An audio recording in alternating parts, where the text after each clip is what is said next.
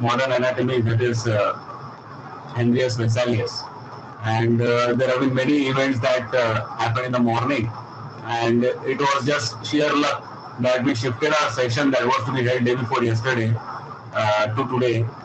And what better a session than the passionate topic of assessment. So in this session, we will be having a brief overview on the concepts of assessment as it pertains to the new curriculum, and of course we will be laying our thoughts on how and what context it lies for the subject of anatomy, because finally we want to translate all the principles of assessment of the new curriculum to our own subjects. So that is what will be our aim in this particular discussion. I'll start sharing my screen. Okay. Dr. Deepti, can the screen be seen? Yes, sir. So let's begin. So this is the topic of discussion. Till now, in the last 2.5 months, we just recapitulate. What we have done is systematically we went through the various aspects of the curriculum, and we worked hard on drafting SLOs for the various competencies listed in our subject, and we also tried and align the teaching learning methods to the SLOs that we drafted. Next in line is assessment. So firstly, we will be giving an overview of assessment in CBME and learning those principles and the context and relevance to anatomy. So over the next 45 minutes, what we will be discussing are these headings.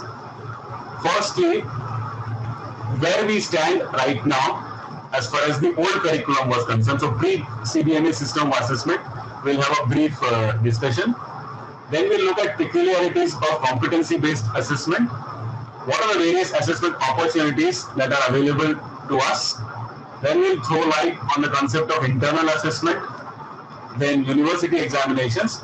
And what I thought in this particular session, I thought was share what is the assessment scheme of my university, which is Maharashtra University of Health Sciences, so that this gives us a perspective how, if at all, the principles which have been put forth by the Medical Council of India have been extrapolated and put in the scheme by our university. If not, then what are the chances of improvement? So that will be our focus today. As far as the source of information used in this particular presentation, first is the GMAR 2019 document, then the assessment module of NCI, various NHS notifications regarding assessment of first MBBS 2019 batch, and of course, learnings from the discussions which happened during the NCI CISP workshops. Many of you might have undergone those workshops, and of course with you all and our resource faculty for this particular course. So these are the sources of information that you will be seeing during the course of this presentation. So let's come to the first point, that is pre-CBME system of assessment.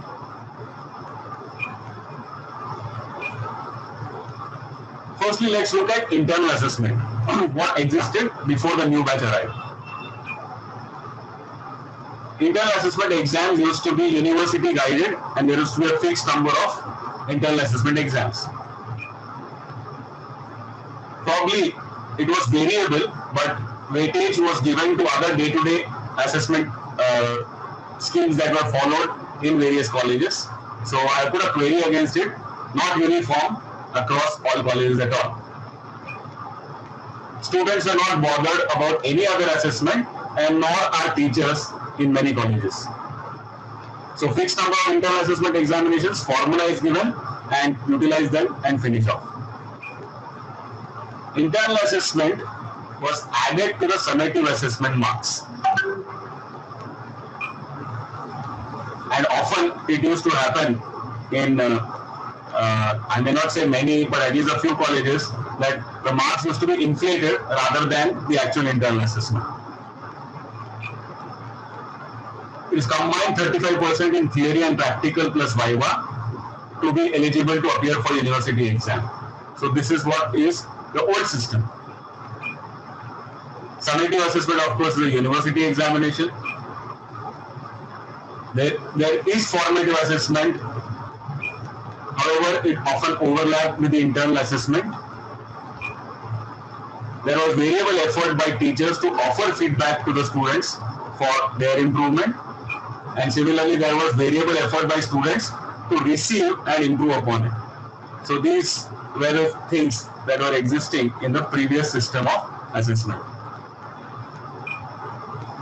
We look at the theory examinations, focusing mainly on the university examinations. There are lots of variations in different universities. Of course, there is no standardization.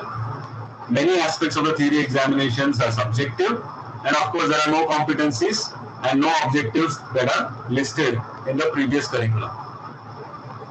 Although there would have been varied attempts at smaller levels to draft objectives. I don't deny that. But by these were the situations. The types of questions also varied in different examinations of various universities. Some universities had MCQs, but those MCQs which were set were majority of recall variety. Many involved even numerical data, and even trivia questions were included in MCQs. So therefore, the different types of MCQs which can test the intermediate and higher level of cognitive domain rarely existed in the university examinations wherever they were. Then the other types of questions, brief answer questions, short answer questions, and short notes, many times it turns out to be either very objective or too descriptive. So there are a lot of variations that exist. And essay questions or long answer questions were unstructured, but of course with passing times, as people are getting sensitized towards the concept of medical education, more and more effort to structure the questions definitely are seen. But many of the times even structured questions are vague or ambiguous, keeping both the examiners and the students guessing. As far as the practical and viva examinations are concerned, again these first four things remain common as for theory. Variability in universities, no standardizations, very subjective, no competencies and no objectives. If you look at the types of questions that are asked in the practical and viva examinations, they are focused primarily to assess cognitive domain only. And as we have discussed even during the course of the last 2.5 months, anatomy remains still a predominantly subject with cognitive domain, competencies and objectives. So if we look at various universities, components of the examination are spots, or some call it spotters, in histology and gross anatomy at places. There are table vivas for gross anatomy specimens, osteology, radiology and embryology models. And the only place where actually observation is done of so-called procedures being performed is the station or the table of surface living anatomy. There are record book of journals that the students complete, but whether weightage is given for their completion is open to question. So it's variable in different universities. And finally, the component of viva which existed used to be added to theory to decide passing in theory. So this is a big advantage that existed in the old system for students. Often viva marks was compensated. They used to compensate the less marks that the students used to get in theory, and that would help the students to clear the examinations, the theory examinations. So this type of approach actually in assessment is called, the concept is called as compensatory approach. So getting more marks in one component of the examination compensates to the less marks obtained in the other component of examination. This is a classical example of the same. Viva marks being added to theory. So this was what was existing in the old system of assessment. So let's now come to certain salient features or peculiarities of competency-based assessment. There are three components. We look at the terms as listed in the GMER document and the assessment module document. Let's try to define them. Summative assessment is an assessment that is conducted at the end of the instruction, and the purpose is to check how much the student has learned. Whereas formative assessment is an assessment conducted during the instruction with the primary purpose of providing feedback for improving learning. Whereas the third assessment, which is internal assessment, is a range of assessments that are conducted by teachers teaching a particular subject with the purpose of knowing what is learned and how it is learned. So you see, the purpose of each of these types of assessment is quite different, and it is a purpose that drives the necessity of having such kind of assessments. However, internal assessment can have both formative and summative functions. Now, if you look at the old curriculum and old system of assessment, internal assessment marks used to be added to the summative assessment. That means it used to be a part of summative assessment. And if feedback was given at different places for improvement to the students, then it also acted as formative assessment. So it can have both functions, but right now, in the new system, as we'll be seeing further, it is purely going to be formative assessment and as a tool to become eligible for the summative assessment examination. Now let's recap a few more terms as listed in the assessment module. We have seen this particular statement n number of times. A competency being defined as an observable ability. So it's an observable ability of the health professional with judicious and consistent mix of varied domains, that is knowledge, skills, attitudes and communication. It is not an all or none phenomenon, but it is incremental and the student achieves those competencies in a graded manner, and they require guidance to acquire and develop these competencies. And formative assessments help them to go and acquire these in a graded manner.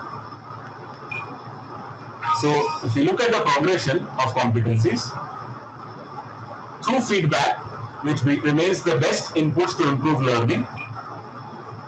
When is the feedback to be given? It has to be immediate and it has to be on the process, thereby making it authentic. So it has to be based on the assessment that is conducted. That's how one can progress in competency. If you look at the purpose of assessment, one is to prove the summative assessment, which is at the end of the course, to decide whether the student is pass or fail, or to select subsequently to go to higher courses. Whereas the other purpose is to improve, which has to be an ongoing assessment for improving the quality of learning. So how does assessment differ if we compare conventional with the competency-based assessment? Conventional assessment is fragmented, emphasizes mostly on summative assessment, and it is norm reference where we compare performance of one student with the other. So it's a relative type of assessment. Whereas competency-based assessment harps on the concept of integrated assessment. It is mostly formative. So therefore there is a lot of emphasis laid on formative assessment, the feedback element and the improvement in learning. And it is criterion reference where criterion is laid down to say whether the student has achieved the competency or not achieved the competency. Given the feedback, there is a chance for improvement.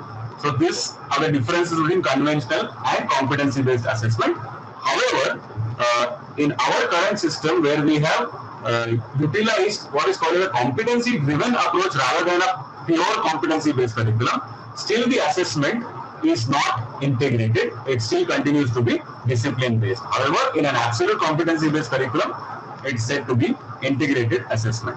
But we can always try to have such kind of assessment during our formative assessment exams.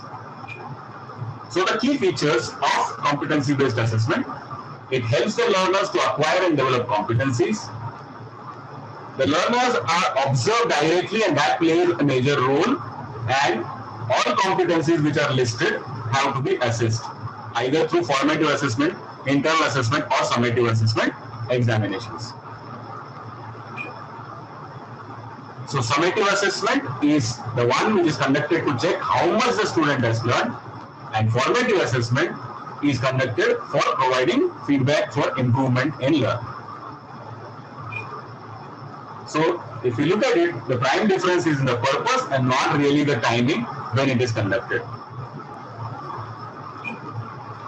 So till now, what we have just gone through is pre-CBME assessment system and the peculiarities of competency-based assessment system. Now, what are the assessment opportunities that exist with us? How it can be done? So it can be done either informally or formally. So assessment opportunities to us are informal and formal, and likewise we can provide those opportunities to students. So what do these mean? Formal means those which are linked to their eligibility for summative assessment and the summative assessment itself. Whereas informal assessments are those assessments which are not linked to internal assessment, and therefore they relieve the stress among the students and serve the purpose primarily of learning. However, when we are looking at classifying the assessment into informal and formal, we require proper blueprinting, and the details of blueprinting will be spoken in subsequent sessions. So, informal assessment is for provision of the much needed feedback to the learner, helping them to improve. It dissociates assessment from decision making, allowing students to open up during that type of assessment, and the stress of assessment is taken away in informal assessment. So when we are talking about informal assessment, it appears very theoretical. So how this informal assessment can be done, in what situations and scenarios it can be done? So when it can be done, it can be at the end of a lecture, end of a system, end of any learning session that we utilize for teaching the students. It can not necessarily be really at the end of the session, it can be any time during the session. How it can be done? By posing MCQs, short answer questions with targeted closed-ended response, or complete statements. So incomplete statements and the students complete it. So these are simple ways of doing informal assessment. Obviously, it will not be that all students are assessed at a time, but somebody will answer, but learning will occur of all students if they are attentive in the class. So this is how informal assessment is done. And as I said, I'm reiterating again, the purpose of such informal assessment is to assess learning and provide feedback, and not for computing internal assessment scores. So, in informal assessment, the emphasis is on feedback, direct observation, providing modifiable actions for improvement to the students, and finally, inculcating the habit of reflection among the students. What things went wrong, what improvements are needed, what would happen suppose a similar situation arises, how better I can perform. So all those things are reflections. So what happened, so what, and what next. So answering these questions, we have to inculcate during those informal assessment sessions. So far about assessment opportunities and classification into informal and formal, where we have discussed a little bit of informal assessment. Now going to the formal assessments, where we're looking first at internal assessment and then the features of university examination subsequently. So let's come to internal assessment. I have taken this directly from the assessment module and GMER document about internal assessment.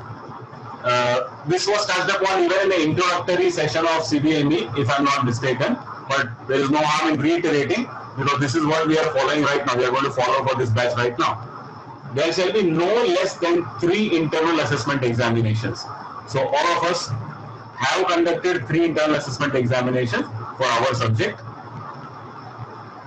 I'm not touching about the second point, not concerning our subject, so we are not touching there. The third point, day-to-day records and logbook, which include skill certifications wherever applicable, should be given importance in internal assessment, and it should be based on the competencies and skills.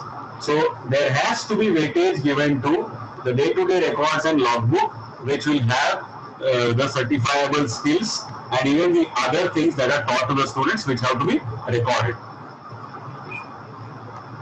Then coming to point number 5, which talks about the minimum requirement to be eligible to appear for the exam. Learners must secure at least 50% marks of the total marks. combining theory and practical or clinical, and not less than 40% marks individually in theory and practical. So this is a change that has happened as compared to the old system. It was 35% combined in the old system, now it is 50% total theory and practical, and individually each one has to get 40% marks in theory and practical separate. So this is a difference that we need to understand here. And then lastly, the point that I highlighted is a completed logbook which is appropriate for the phase of training is required to be eligible for appearing for the final university examination. So these are the things that have been listed in the assessment module document, which I have emphasized in this 2 slides. So coming to the formal assessment, internal assessment deals with how and how much learning has happened, whereas university examinations deals with how much is learned, and it is acting like a quality control. Both test different aspects, but one is not the replacement for other. So they go hand in hand, both are equally important. Now, also what is important apart from our subject of anatomy, for the first year students, there is a module, AdCom module. There are 5 modules to be taught and learned by the students in the first year. So as far as attendance in the program is concerned, 75% is necessary, and it is also a part of internal assessment. So therefore, in our internal assessment examinations, there have to be written tests which comprise of short notes and creative writing experiences pertaining to those 5 modules of AdCom in the first year. And there is also a suggestion that internal assessment should comprise of OSCE-based clinical scenarios or viva voce. And at least one question in each paper of the clinical specialties of university, and that is for the subsequent years. But since it is for each professional year, AdCom module assessment has to be done. So we have to think how it can be incorporated even in the first year in all the 3 subjects. When we are assessing, we also need to consider that we have to have a balanced approach to test different levels of cognitive domain. We can't restrict ourselves just to the lowest level of cognitive domain. We have to make sure we take up that effort to assess higher learning. So simple formula, as we have been mulling upon while drafting SLOs, is how can we move up the Miller's pyramid. So we need to frame questions which cannot be answered from memory alone, and they require application of knowledge. And therefore, we will of course in subsequent sessions and providing resources in Google Classroom, will be learning how we can frame questions which cannot be answered by memory alone. So by using higher level of action words and by constructing different types of questions. That's how we assess higher learning. Then a word about record keeping. We are having a separate session on logbook and portfolio and also reflection. So we'll be dealing more in detail in that particular session. So all subjects, all subjects require a logbook to be maintained by the students. There is a format which is suggested by the Medical Council of India, and we can utilize those formats as a guide, and maybe at our own institute level in consultation with our parent university, we can prepare our own logbook using various templates. And there is a concept of e-portfolios which will serve as evidences for the records which are listed in logbooks. It will require regular completion followed by assessment by the tutors or the teachers, providing feedback to the students in the logbook whether the competency that is supposed to be have been achieved is achieved or not, or the student requires repeated learning or remedial learning is required. So feedback is an essential component even in the logbook. It is not just for signing by the teachers, feedback has to be given. And also what is mentioned regarding logbook is that it will be considered for internal assessment marks up to 20% in theory and practical. So this is another important thing that we need to keep in mind, up to 20% weightage for logbook. So this again was spoken of in the introductory talk. Suggested sample plan for scheduling tests for internal assessment. So first year subjects, 3 minimum internal assessment exams have to be conducted, and there are remarks which have been mentioned. that EC assessment should be included subject-wise. There should be at least one short question on EdCom in each subject, and one of the three exams has to be designated as prelims or pre-university exam, where the pattern is exactly like that of the university exam. But however, local changes can be made if the changes conform to the GME An 2019. So far about internal assessment examination. Now we go to university examinations. What changes have been suggested in the assessment module? Eligibility criteria, I'll reiterate, the attendance criteria remains same as was there before. 75% minimum attendance in theory and 80% minimum attendance in practical. Then internal assessment change again I have depicted before. 50% marks combined in theory and practical, and not less than 40% individually in theory and practical. So these are two eligibility criteria for appearance in the university examination. Add to that, of course, foundation core also is there, 75% attendance is required, and EdCom module also 75% attendance is required. Then if you look at other aspects of university examinations, you can all read this up in the assessment module that's given. However, I have highlighted that there are various types of questions that are suggested to be included in the theory component of the examination. A mix of structured essays or long answer questions, short answer questions, and objective type multiple choice questions. And each question has to be depicted with weightage that is given to each type of question. And when MCQs are used in the examination, it should not comprise of more than 20% of the total theory mark.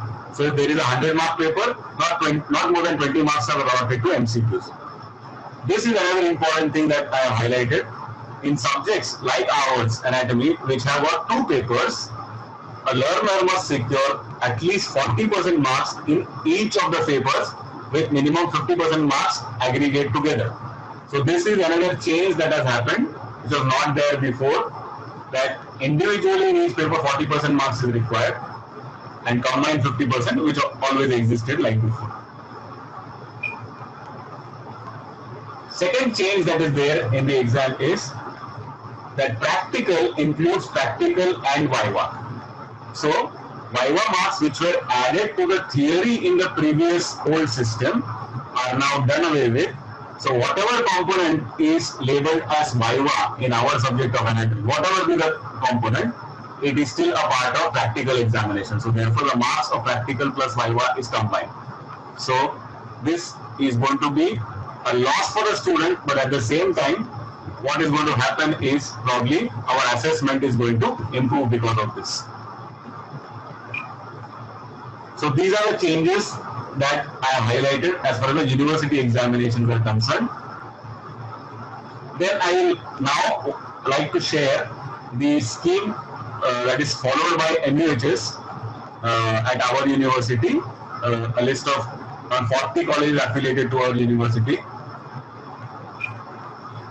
So let's look at the theory exam pattern that is given by MUHs. There are three sections in each paper.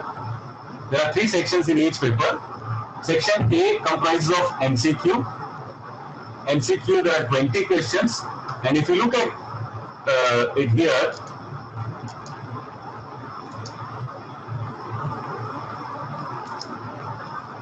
there are 4 MCQs that should be clinical application based. So this is a criteria that is provided by MUHs to the paper setter, that 4 questions out of 20 have to be clinical application based.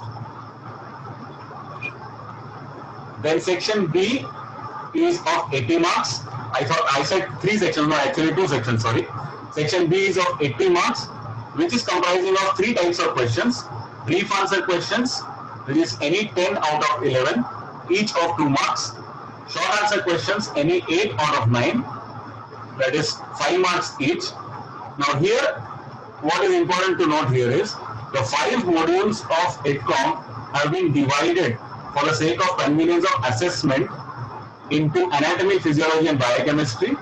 So for anatomy, module number 1.1 and 1.5 have been included, For physiology 1.2 and 1.3, and for biochemistry 1.4. So this is how the division of 8Com module has been done. And in paper 1, there has to be one question on 8Com module 1.1 or 1.5. So one question on 8Com module is in paper 1 of the university examination.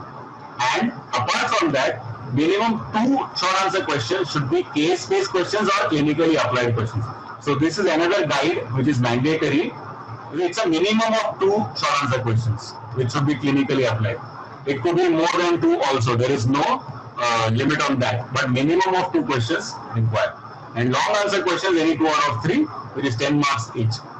And the instructions are that questions should be structured, and wherever necessary, split up of marks should be specified. So these are instructions that are provided to the paper setters for the paper setter. The methodology of how to construct different levels of cognition in the questions is another topic altogether, which we will be probably discussing in Google Classroom subsequently. But this is a pattern provided by MUHS both for paper 1 and paper 2 of the exam. And one point again I have to highlight here, that there is a distribution of syllabus into paper 1 and paper 2. However, this instruction is given to students. Distribution of syllabus in question paper is only meant to cover entire syllabus within the stipulated frame. Question paper pattern are mere guideline. Questions can be asked from any paper syllabus into any question paper, and students cannot claim that the question is out of syllabus. It is only for placement sake the distribution has been done. So this is another disclaimer right at the beginning that the students are given, so that subsequently they don't complain. So let's look at what the syllabus is and how the division has been made in our university.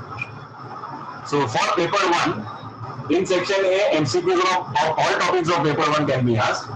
Section B and C, the questions, the topics are superior extremity, general embryology, genetics, hair, face, neck, central nervous system, and one short answer question on 8Com module 1.1 and 1.5. And also scenario based or application questions can be on any topic. Same way, in the long answer question, once the question is taken, obviously the region will not be repeated in other types of questions.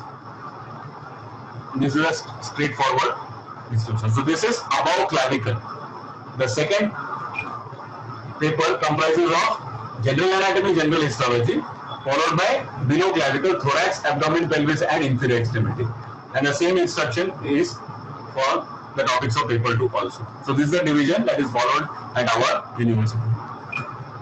Let's look at practical exam heads and marks. This is even more interesting, and definitely there will be lots of eyebrows which will be raised and the eyes will open up, because there are various heads which are there, and they are all debatable. But then this is how our university has formulated. So let's look at how the university exam pattern looks like. For the sake of division, it has been divided into practical and oral or viva. And if you look at it, soft parts 30 marks, microanatomy 10 spots, 1 mark is 10 marks. Then microanatomy 2 slides for discussion, total 10 marks. Axial skeleton 10 marks, embryology model discussion 10 marks. Then there is this element, clinical anatomy including genetic charts, 2 spots, 5 marks each. So therefore here is an area where in those 2 spots there is something like a response station of OSCE, where we have to ask higher level of questions using maybe clinical vignettes or maybe photographs which will show something which is applied, and we are deriving anatomical questions from those cues. So this was, the discussion was that this is to test early clinical exposure. That was how this came into entity in this particular practical section. And oral viva, remaining part to complete appendicular skeleton, radiology and surface living anatomy. Now again, there is a point of debate why it is considered as a part of oral, rather the surface living anatomy should have come in practical, because that is the one which we observe. But then again, it's open to question. It is just for the sake of placement, because practical and viva are going to merge together subsequently. So therefore it doesn't really make a difference. So if you look here in the university exam, there is no place for logbook. However, there is a place for logbook now. Let's go to the other system here. So in prelims, this is the scheme for practical and viva examination. Where you look what happened is 5 marks have been taken from microanatomy slide discussion, 5 marks have been taken from soft parts, and they have been put for assessment of logbook and journal. So weightage is given here. So 10 out of 100, so 10% is given. So up to 20%, so what is given is 10%. And includes logbook and journal. And then the first and second internal assessment exam, the weightage is even half. So soft part 10 marks, microanatomy spots 5, slide discussion 5, bones both axial appendicular 5, embryology models 5, clinical anatomy 2 spots of 5 marks, journal logbook 5 marks, radiology living 5 marks, so total of 50 marks. So this is the pattern for first 2 internal assessment examination. Prelim is exactly like university except for logbook, which is addition there. So you see that logbook is given weightage in all the internal assessment examinations. So just to summarize, if you look at internal assessment examination marks of our university, first exam, tentative month is December, 100 marks theory, 50 marks practical, including 5 marks for logbook and journal, total of 150 marks. Same pattern is followed for second internal assessment exam in the month of March, total of 150 marks, and prelim examination in July, 200 plus 100, like that of the university examination, is 300 marks, where 10 marks here are for logbook and journals. So a total of 100 plus 100 plus 200, 400 marks for theory, and 50 plus 50 plus 100, 200 marks for practicals. This is how it is done. So how internal assessment has to be computed is based on this. So factor of 10 for calculating theory internal assessment out of 40, and factor of 5 for calculating theory internal assessment out of, practical internal assessment out of 40. Minimum 40% is 16, and total combined is 50%, so which has to be 40 out of 80. So this is how university has suggested for colleges affiliated to our university. And this is how the final mark sheet of the university will look like for the students, successful students and unsuccessful students. You see here, apart from the marks obtained in the university examination, what is shown here is internal assessment marks obtained. So this is as per the GMER and the assessment model document, that internal assessment marks are reflected separately in the university mark sheet. So that's how it is. This is how the mark sheet will appear. So what are the next steps? So having dealt with all these things right now, what are the next steps? That we have to align assessment to competencies and SLOs and TL methods that we have drafted in the last 2.5 months.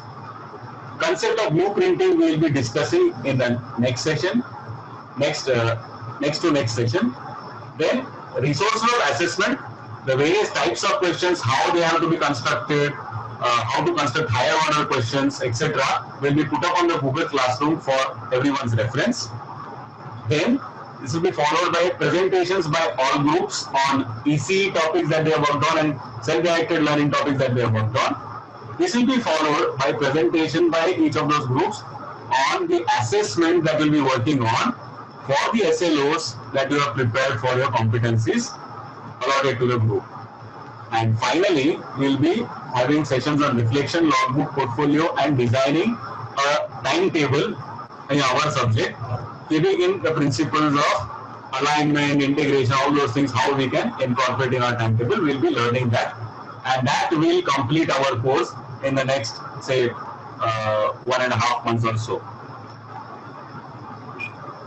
So just to summarize, in the last few minutes, what we have discussed, we looked at the pre-CBME system of assessment, looked at peculiarities of competency-based assessment, what are various assessment opportunities in the form of informal and formal assessment.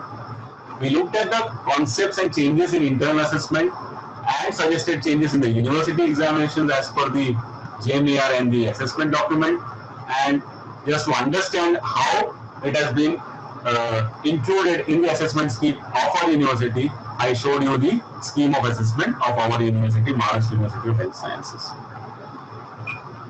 Thank you very much for patiently being here, and now is the time for discussions. I'm pretty sure that there will be many questions on the chat box till now, and as I look, I will find those questions.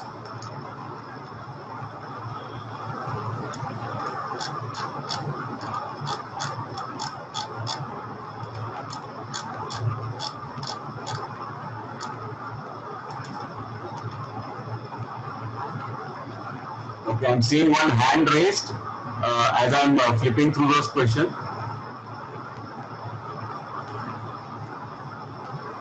Okay, I couldn't see those messages on the audio system. I feel, I don't know. Sir, there are no questions, but a lot of discussion, sir, on the choice that is given in your question paper, MUHS. Yeah. Is it necessary? That is, some agree, while many of them have not agreed to choice being there in anatomy. Absolutely, that's open and that's a debatable thing whether choice has to be given or not, and it is the what is it, decision taken at university level. So choice remains a decision of the university. It is what is it? It's sort of a system which is student friendly, you can say. Ideally, choice should not be given, but then giving one choice may not make that much of a difference if our construction of questions is up to the mark. So whether a choice is given or not, it will not make a difference provided our construction of questions is good. Sir, I just had a small doubt. Why is there a disclaimer? When you are giving choice to write, why should there be a disclaimer? And probably because there is no blueprint for MUHS as yet. But if there is a blueprint, should we not follow the blueprint? Why can paper one questions be given in paper two and so on? That's not the concept of blueprint, no, sir? Absolutely not. Absolutely not. I fully agree with you. If there is a proper blueprint that is provided to the paper setter, whether the paper setter belongs to the parent university or outside university, I don't think so. This disclaimer is necessary at all. Obviously not. I agree with you 100%.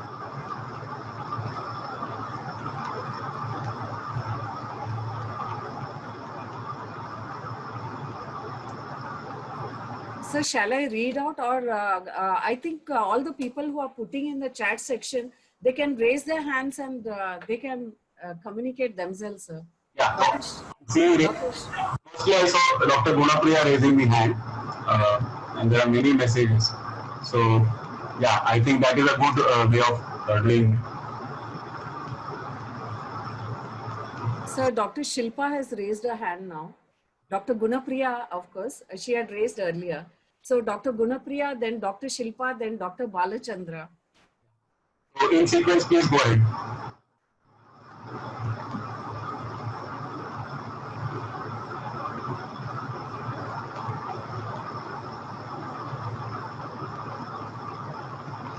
Good evening, sir. Can you hear me, sir? Yes, loud and clear. Sir, thank you very much for the wonderful presentation, sir. It was really crystal clear information about assessment. My only speculation is that if you give a choice in the question paper, will you not give room for the student to leave out some topics which may be important, which he may feel that he can leave out if it comes in choice, which may be a very important topic clinically also. This is my only doubt, sir. Yes, I agree with you. Giving or not giving a choice is a matter of debate, really. And I personally would prefer not giving a choice. However, at university levels, there are representations from multiple colleges affiliated to the university. So therefore, they varied opinions, and therefore, university took a call of giving choices. So I personally feel choices should not be given. That's when the ideal blueprint will be ready.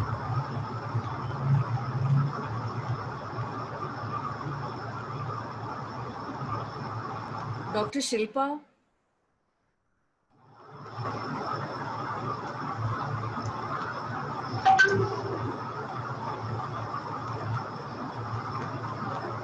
Dr. Balachandra.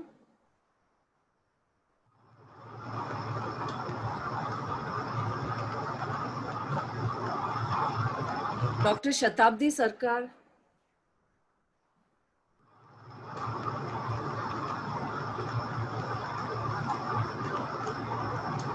Dr. Nidhi. Good evening, everyone. Good evening, sir. It was a very nice presentation. My question is, can we have a uniform, at least theory assessment system in the whole country? Yeah, there can be, but we will have to, work towards it. and this should happen probably. The communication should happen with vice chancellors across there. I personally felt when we were working towards the assessment system and when the new curriculum was about to started, NCI Yes, sir. chancellors of various universities in the loop, and I also happened to hear that there were, I think, at least a couple of vice chancellors conclave. So where discussions were pertaining to the role of universities in implementing the new curriculum. And as I'm answering this, I'm also reading the messages. Dr. Dipti, what happened, right at the beginning, I clicked on mute all and clicked on the untick the box of participants are not allowed to unmute by themselves. So those who are raising hands, you will have to unmute them and allow them to unmute. Sir, I already noticed that it was mute all and I have unmuted everyone, sir. They can unmute themselves now, sir. Dr. Shilpa, you can unmute yourself. Did that answer the question? Nidhi ma'am?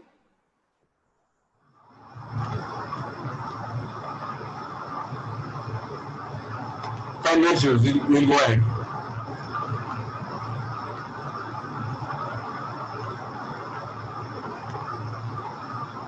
Actually, they can unmute themselves, sir.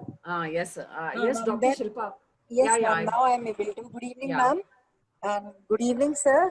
Congratulations for a wonderful presentation. No scope for any questions, actually. It's not a question, it's a request to all our esteemed resource faculty and the organizers that can we please have a session on lesson plan, ma'am?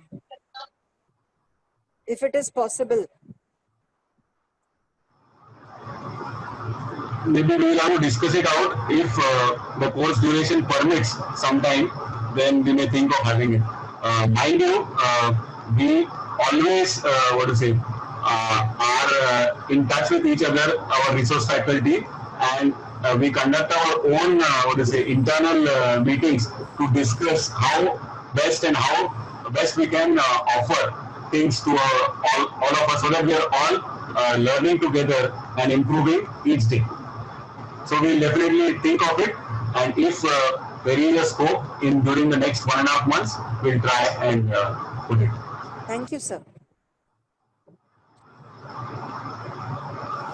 Balachandra, sir, can you unmute yourself?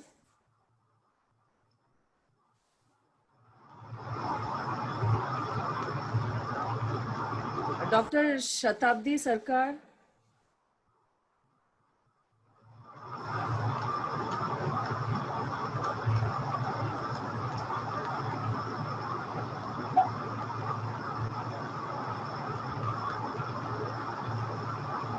Punita, Hello, ma'am.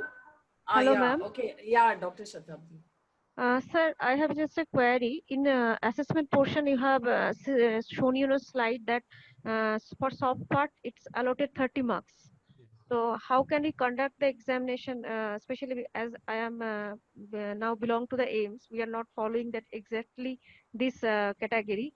So how the soft part portion is taken in assessment portion? The soft part, they are dividing these 30 marks into the regions. Yes. Or Yes, in our university, I'll answer that. In our university, we do not have spotters for gross anatomy. So what we have is only table viva for gross anatomy. So therefore, the soft parts, 30 marks, will be divided into above clavicle and below clavicle, two tables, and that's how still the identification and the question answer discussion will happen. Thank you, sir. Thank you. Hello. Balachandra, sir. Yes, sir. Yes, madam. Am I audible? Yes, sir. Good evening, ma'am. Good evening, sir. Sir, in our university, that is RGHS, the booklet doesn't tell that MCQs should be set for the university examinations. Okay. They are not mentioned MCQs at all. RGHS, Karnataka. Right. So, RGHS has not incorporated any MCQs in the summative examination because it is not mandatory. It is not mandatory as per the GMER or the assessment module that is given. It is still optional to have MCQs in the summative assessment.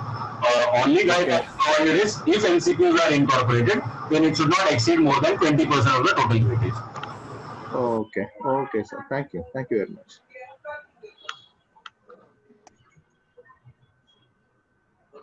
Dr. Shilpa, Hello, yes, ma'am. you had raised your hand. Do you want to ask any question? Ma'am, okay, yes, one more thing, ma'am. What can be the percentage of clinically oriented questions? Are we permitted to give them a case scenario and ask a question? Yes, yes, we are definitely permitted. In fact, the very purpose of competency-based education is to make sure that the competencies are achieved and we develop higher order thinking among the students. So therefore, we definitely have to make an attempt to ask these clinically oriented questions, and we have to learn the art of drafting the case-based questions. We may not feel that the questions are longer and the answers may not be that long, but however, the purpose is not the length of the answer. We have to inculcate the habit of thinking among the students, and without thinking, we are not wanting the students to answer. So we have to set questions which cannot merely be answered by just by recall or memory. So we have to make that attempt. As regards to the second component of your question, what should be the percentage of such type of questions? Now, if you look at the Bloom's taxonomy, three simple levels of cognitive domain SLOs are classified as recall, comprehension or understanding, and problem solving. There are 6 levels, however, simplified levels are these: level 1, level 2, and level 3. Recall, understanding, and problem solving. And if you look at the distribution, we should have something like, it is only a suggested distribution because we are belonging to preclinical discipline. 50% questions approximately should be from recall component of the syllabus. 25% up to 25% could be testing the understanding or application from the students, and remaining 25 we can do the problem solving variety of questions, that is higher order case based clinically applied questions. So this is a suggested distribution. It's open again to debate. If you want to have the process of higher order thinking among the students, this could be one way of looking at it. 50% recall is quite enough. Remaining 25% application and 25% problem solving. Sir, perfectly explained. Thank you so much. Sir, two more questions. Sir, can we have a, is it possible to have a pan-India uniform pattern for examination, or the university variation will persist? Same question you are repeating what Dr. Nidhi also put forward, a suggestion like you are putting forward, that all across India, is it possible to have uniform system of assessment, pattern of assessment? It is not impossible, but we can always work over it. But there are certain differences which will definitely be there, because the way in which the system has been there till now, it is not going to be easy to accept the change. However, since now this CBME has brought in more or less uniformity in the form of, say, training also of faculty members, the emphasis is on providing uniform training. That's why the faculty development programs also are uniformly conducted across India. So I think this is a step in that direction, and maybe a day will come sooner than later where we might also end up having uniform assessment in all universities across India. Because my point will be that if we are having the document as uniform, where the competencies and SLOs we are expecting to be the same, then the assessment also should be on the same lines. This is what I'll put across. And sir, can we have a quick example for a difference between a understanding or application based question and a proper problem solving question?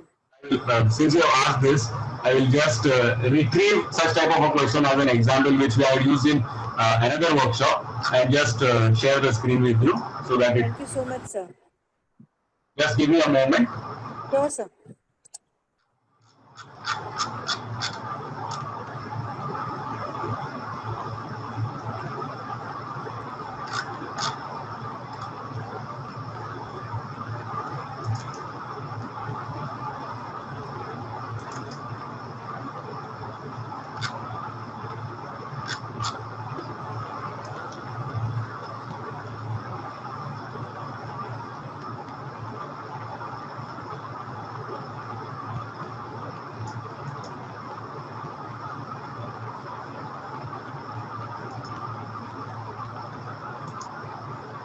I'm just sharing my screen, just wait for a moment. Is my screen seen? Yes, sir. Okay, I'll just make it full screen. So example of a short answer question, or rather a brief answer question you can say. If you see enumerate structures piercing clavipectoral fascia as a single question, is a recall variety of question. Aligned to the action verb also, enumerate is recall. Explain anatomical basis of wrist drop, where the student is explaining the condition and the anatomical basis, say it is understanding. And if you draft a clinical case and the student has to read, understand, and then solve the problem which is there in the case. So name the structure affected here and then explain the anatomical basis of clinical features which are listed in the case. This will become an example of even higher order beyond understanding. So applying the understanding and answering the question. So this becomes an example of problem solving. Perfect, sir. So my last question for the day will be, as we used to have clinical anatomy questions, and I remember my time when we were used to having, I think even 5 years beyond, just 5 years before or back also, whenever a clinical anatomy question, especially even when we talk of PG levels, is expected, we are expected to write the anatomy first and then the clinical aspect. Right. So with the new CBME curriculum, anything will change in this? Okay. Or That's a good question that you are asking. It all depends on how we structure our questions. Now, if you look at this question is only for 2 marks, okay? The case-based question, that is, there is an example of a BAQ for 2 marks here that we have just looked at. Name the structure and explain anatomical basis. We can divide into half mark and 1.5 marks also, or 1 mark and 1 mark also. What way is okay? But this is only for 2 marks. So depending on how we structure and what type of question we ask, that will decide whether normal anatomy and applied has to be written that way. But if we still continue asking right applied anatomy of a given structure, then naturally we will still continue expecting and leaving it to guesswork of student and examiner, writing normal anatomy first and then going to applied anatomy. So therefore, it is the way we construct the questions that will guide the student to answer rather than leaving it to the chance. perfect, sir. Thank you so much for solving all the queries. Thank you.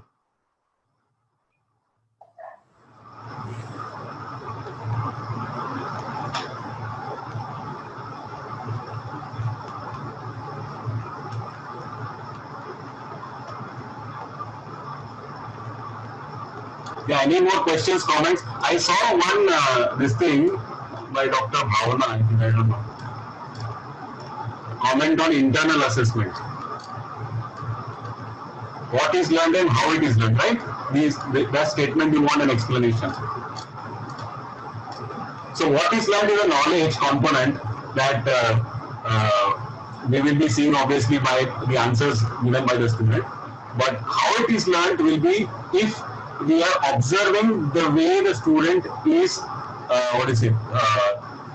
giving a rational explanation to an open-ended question in theory, and in living anatomy, how correctly the student is performing the given act or testing a muscle or maybe palpating a blood vessel.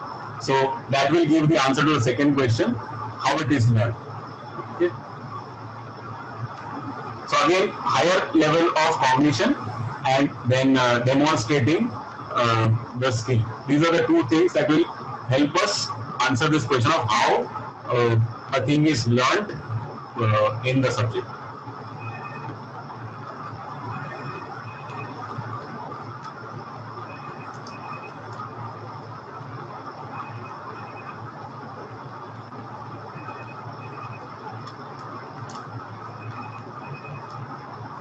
Yeah, any other question or comment?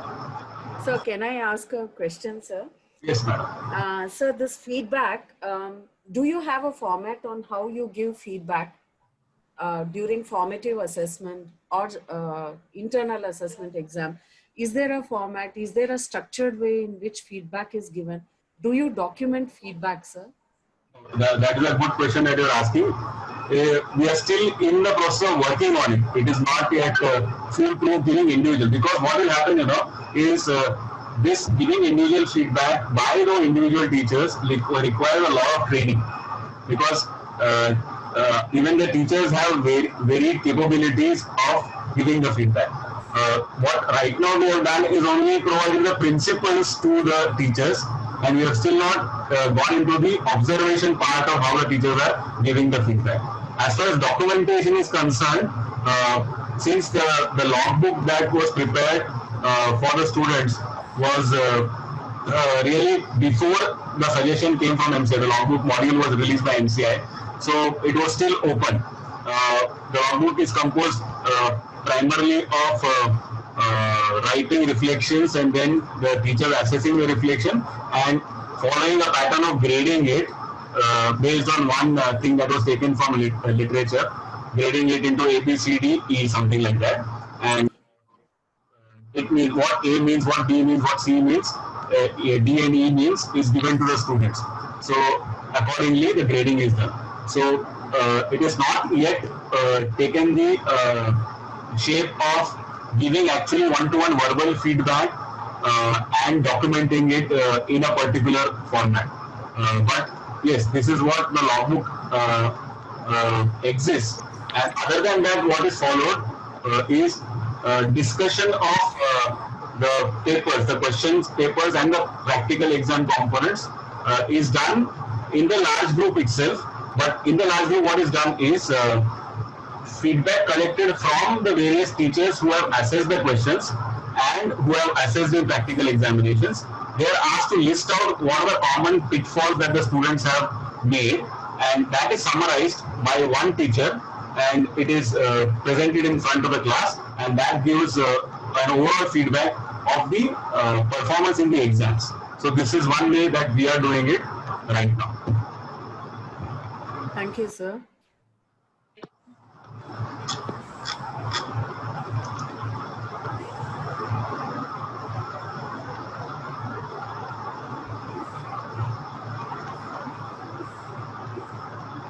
Yes, but eventually we will have to work on some format, and we have to build the capacity of our teachers in giving feedback.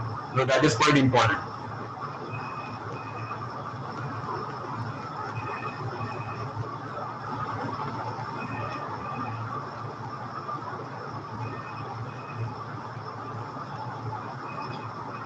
So, like receiving feedback is difficult, giving feedback is even more difficult.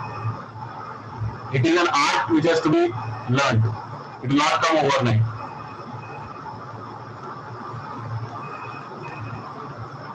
Okay, I'm seeing a question from Dr. Punita. Is EdCom assessment must in first phase summative examinations? You have hit the nail on the head, Dr. Punita. Because if you look at the EdCom module, module 1.1 doesn't say assessment. Module 1.2 says it can be formative assessment, summative assessment can be deferred. And then communication skills, formative assessment, summative assessment not there. And Cadeva first teacher 1.5, it says formative assessment only. So therefore, only module which is there for summative assessment in first year is module 1.3.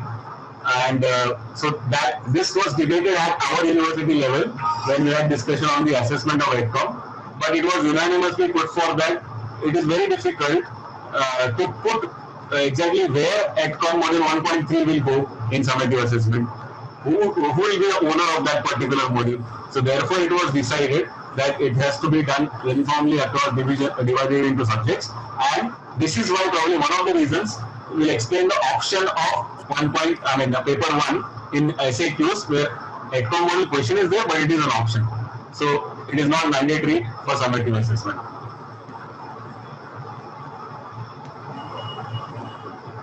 Gunapriya ma'am, you have raised your hand. Yes, ma'am. Can I speak, ma'am?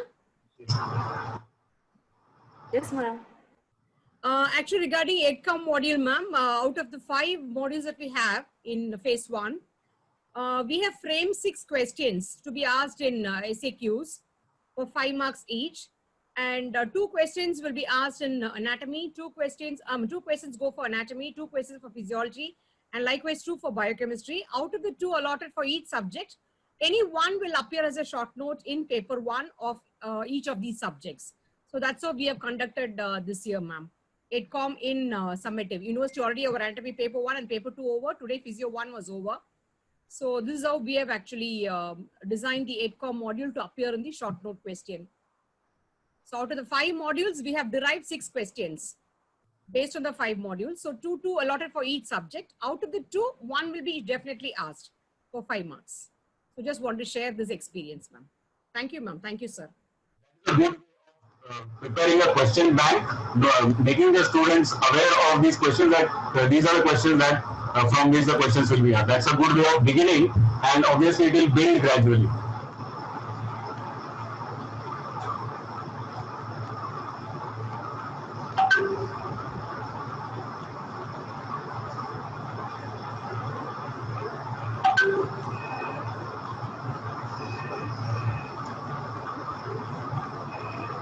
Okay, any more questions or comments?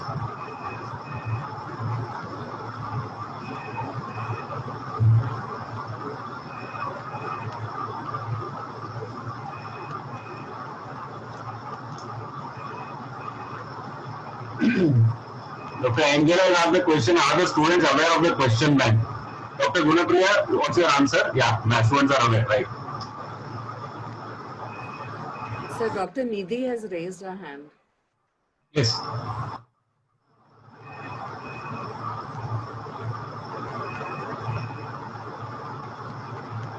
I will just be back in a moment. Just give me 1 minute. Yes, sir.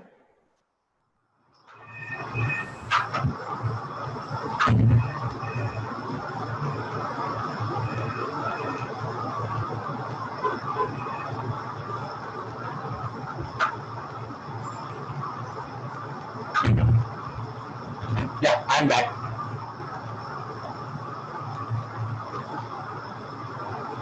Sir, Nidhi ma'am wants to speak, but she says she can't unmute, but it's unmuted only, sir.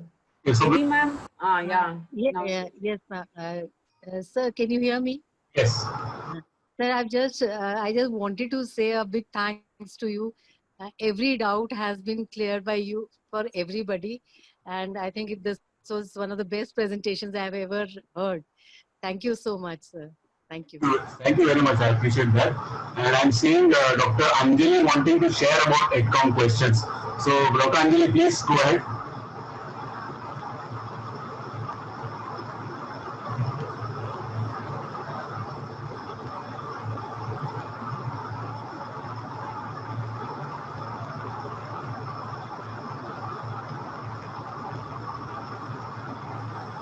Anjali ma'am. She also can't unmute, she's saying. Oh, I'll check, sir.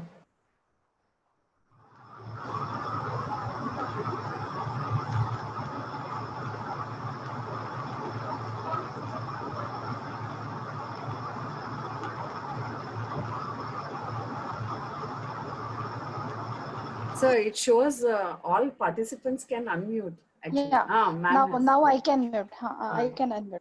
Yeah, actually, we 3 departments, we sat together and we have framed 24 questions at com, and we divided 8 questions to each subject, and we have given the number of questions as well as the answers to the students as a question bank, and they know that for anatomy from 8 questions 1 question will come, even for physiology and even for biochemistry, and same question bank is given through the BOS to the university, so that when the paper setter is setting, that time paper setter will see that out of that 8 questions 1 question will come for anatomy, 1 will be for physiology, and 1 will be for biochemistry.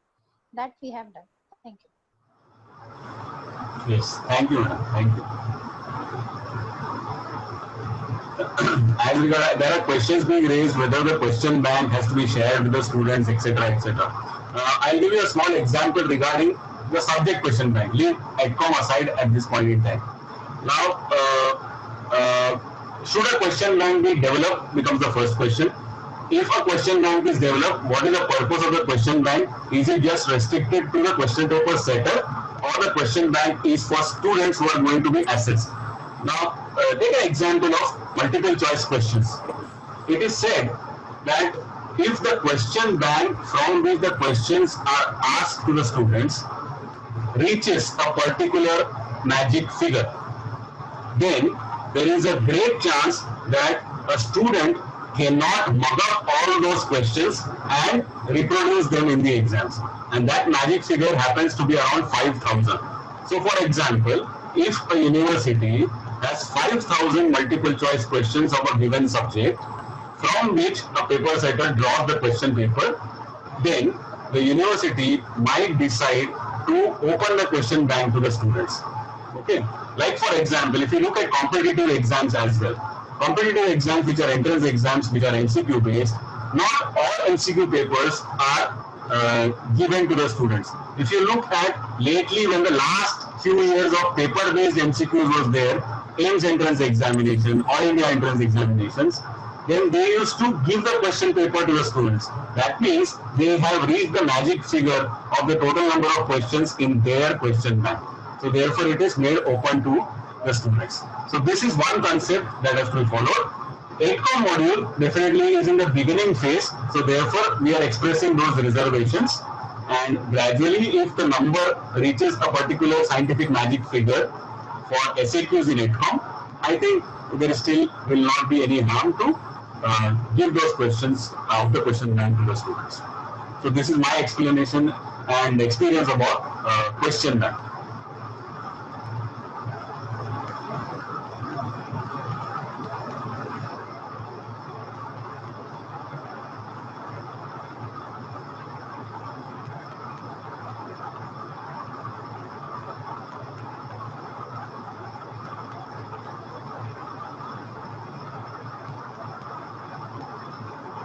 Okay, there is this thing. I'm reading the statement by Dr. Gunapriya. In phase 1, 8Com is not experiential for students as they don't get to experience doctor-patient relationship, etc. But the theory part they can answer when they move on to higher phases. They will gain experiential learning. I partly agree with this, but then if we look at the delivery of the modules, I think I can say for module 1.1, what does it mean to be a patient? There is definitely one segment where the students have to visit the hospital side to just observe what does it mean to be a patient. So that session is for around 2 hours, and so that's an example of definitely experiential learning. May not suffice to gain that much of experience, but definitely it sensitizes the students to that particular module. So same is the case. I think there is a visit in other modules of what does it mean to be a doctor and doctor-patient relationship, where there is a scope of taking them to the hospital side and giving them that short experience of what it means to be a doctor and patient and observing the doctor-patient relationship. May not be completely enough, but yes, there is a scope to gain that experience.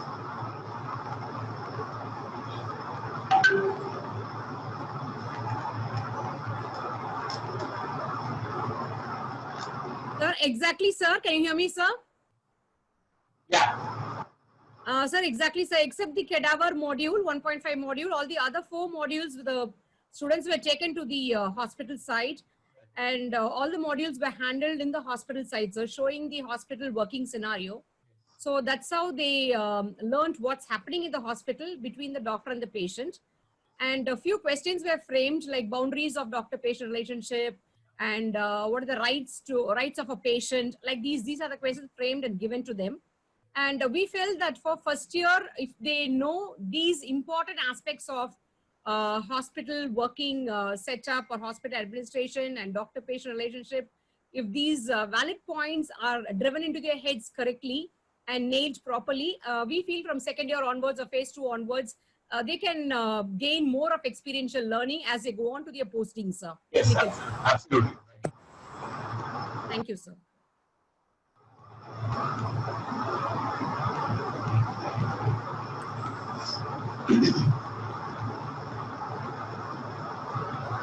Are there any more questions or comments? Sir, can I ask something? I just wanted to know, I was setting a paper for some university, and the sample and the syllabus they had sent me, in that it was including even embalming, according to the ATCOM for the cadaveric course. So should it be like included in the ATCOM modules? Because I thought embalming is a bit like it is for the postgraduates more rather than undergraduate students. So I just want. Yeah. So if you look at the module 1.5, cadaver as a Yes, sir. feature, Yes, sir. if you look at the competencies and the content of the delivery of this particular module, it's divided into 2 hours at the beginning and 2 hours at the end. So Okay. in the initial 2 hours, we are definitely going to tell them and teach them how cadavers are procured and how they are preserved, so that they are available to the students for study. So naturally, that will include the methods of preservation. We may not expect a great detail of the procedure of embalming and the chemical composition and the role of the chemicals, etc., etc. But definitely, the method of preservation is very much a part of this module. So therefore, it must be included in that particular university as a part of that module, and happens to be. That means this can be included in the ATCOM module for the questions. Yes. Yes. Okay. Thank you, sir. Thank you so much.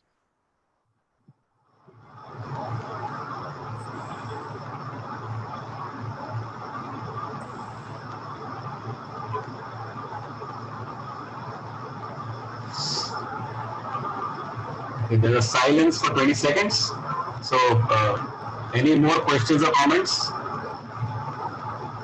I'm pretty sure we are all passionate about assessment. So, as we move ahead in our sessions of assessment, there will be more and more questions and comments and discussion that will happen. Dr. Suvarna has raised her hand, sir. Let us go ahead. Yes, please. Dr. Suvarna, please unmute yourself and speak. Yes, sir. One thing I want to share that the paper we set, we conduct the midterm and first term also. But the students' feedback is it's too lengthy to appear in 3 hours time. So it is even a good student also feedback us it is very lengthy paper. So what about this fact? I want to know. So in this context, I will share my experience with you, what happened with our university. As I projected, the first internal assessment exam happened in December.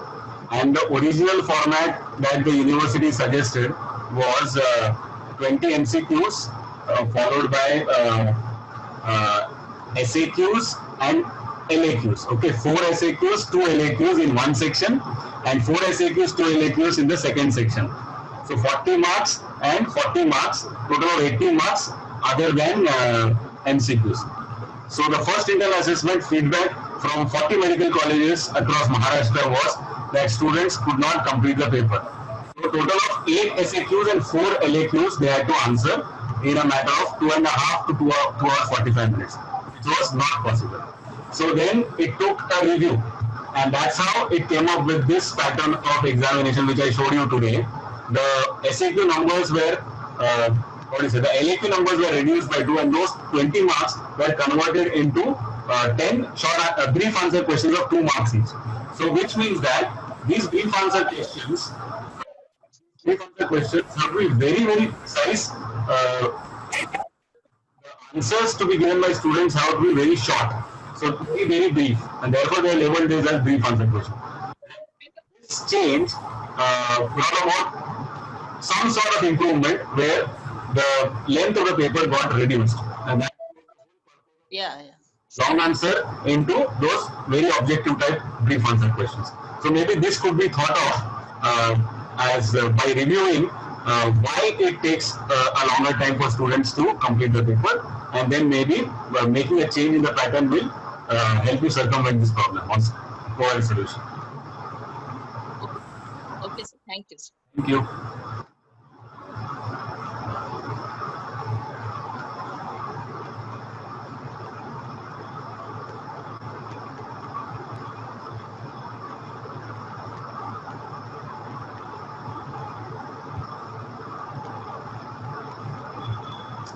Thank you for the comment. So Dr. Shilpa has raised her hand.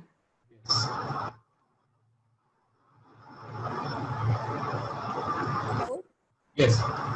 Sir, since formative assessment is not carrying any marks forward, how can we increase the seriousness of students towards it? Because they are also aware that these formative assessments will not have a place in the final. So right at the beginning, we have to emphasize that the students are not here just what do you say, like we often tend to do. And we also need to emphasize that whatever marks they are gaining in the so-called internal assessment exams is not going to count towards their final marks at all, because that's a change in the assessment pattern that is given by the Medical Council of India. So therefore, if this is emphasized, and the fact that whatever you are learning and you're not gaining that competency at this particular level, if that be emphasized, and how this is going to be important while they practice in the society and apply what they have learned in anatomy on patients, if we emphasize that, then naturally they will try and they will give Sir, importance. can we have a element of compulsion for them, or can they choose to avoid this? So that's why. So suppose if everything is linked to marks, as the what call that evergreen saying is assessment drives learning, the current saying has changed, learning drives assessment. Okay, so therefore that also needs to be looked at. So there is no limitation on our part that whatever assessments we are including, we can or is it include or add some component of whatever assessment we are conducting to be added to internal assessment. For example, I will give an example. When we say logbook is carrying 5 marks, journals are carrying 5 marks in a given internal assessment examination, we don't give a cakewalk to the students like we just look at the logbook and give marks to the students out of 5. We say whatever we are doing in during that particular term will be added to your internal assessment. Then you'll say attendance doesn't carry marks, so therefore what is the point of attendance? So we make sure that we give marks to attendance also and add it to internal assessment. We make sure that dissection what they are doing, we grade them in dissection. We provide, we convert some fraction of the grades into marks and add it to the internal assessment. So that's how we try and make sure that whatever we are doing, we have some component of assessment to it. So this is one way of doing it. Although it will be a very minuscule portion, but if students really want marks, then even for that half mark they will crave and they will take interest. So since the kids are more smarter, they I think will be knowing more than us that these things are carried forward as internal assessments and these are not. Yes, Is it definitely. still then possible to add an element of compulsion? Yes, we can still do that. See, if there is a pattern which is suggested by a university, okay, but university always will also say that internal assessment also we need to look at the day-to-day working of the students and day-to-day performance of the students. That statement also will be there in the assessment document. So the students cannot black and white, what do you say, fight with us saying that this is not a part of internal assessment and this is not, etc. So we can definitely add an element of compulsion to that. Thank you, sir.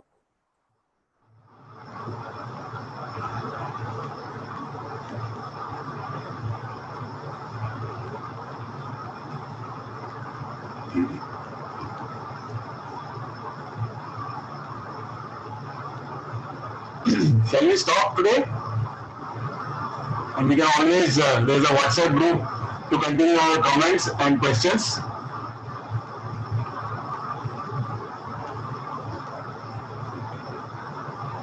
Unless there are last minute burning issues or burning questions.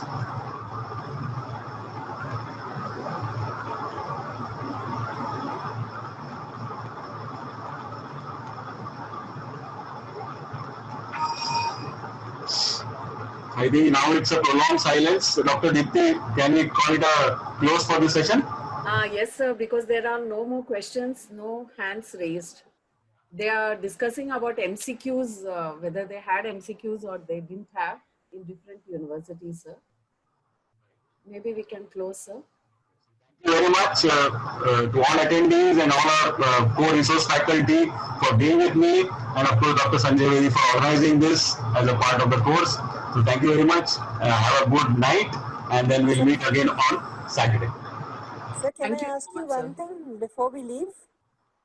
Please go ahead. I think I'm demanding too much. Sorry for that. It just struck me off the thing, sir. Do we, like you taught us perfectly how to structure the theory assessments, do we have a separate thing where we can also be trained to, what I mean to say is that the practical assessments will have a change with the new curriculum coming in, the way we conduct practicals. How are we supposed to go for the Viva? Yes, if we want to, like there is a forum criteria in SLOs, Yes, sir. feasible, observable, then relevant, unequivocal, and measurable. The same way, we have to apply criteria while we frame questions while assessing the students. So consider an example of Viva. The way we ask questions in Viva will reflect these forum criteria only. Are we asking relevant question? Are we asking a question which is unequivocal? That means it understood the same way by our co-examiners and the students. Something like that. So naturally, if we formulate a set of questions, like there are question banks for MCQs, SAQs, LAQs, we can develop our own question banks for Viva also. Say for example, even in soft parts, even in boards, there are standard headings that we ask the students, but they have to be uniform. We can't, or say it is, the main thing is the question that you ask is relevant and the question is unequivocal. That means it is understood the same way by the student as we want. If these two things are satisfied, the other things generally fall into place: observable, measurable, and feasibility is a way. It's with respect to time and resources. So therefore, we will conduct exams in those ways only. So we need to try and build up Viva question banks, and there is a concept of structured Viva also, which people have worked on as research projects and tried to derive conclusions whether structured Viva is better in some way or the other than the subjective Viva that we are traditionally used to. So you can try it out at your own institute if it is feasible, and definitely no work that we do is going to go waste. It is definitely going to add to our knowledge and skill set for sure. So like that we can build questions for even practical and Vivas and the way we conduct. And I think in subsequent, when we share resources on the Google Classroom, you will get an idea of these things, because the resources will talk about the types of questions in theory.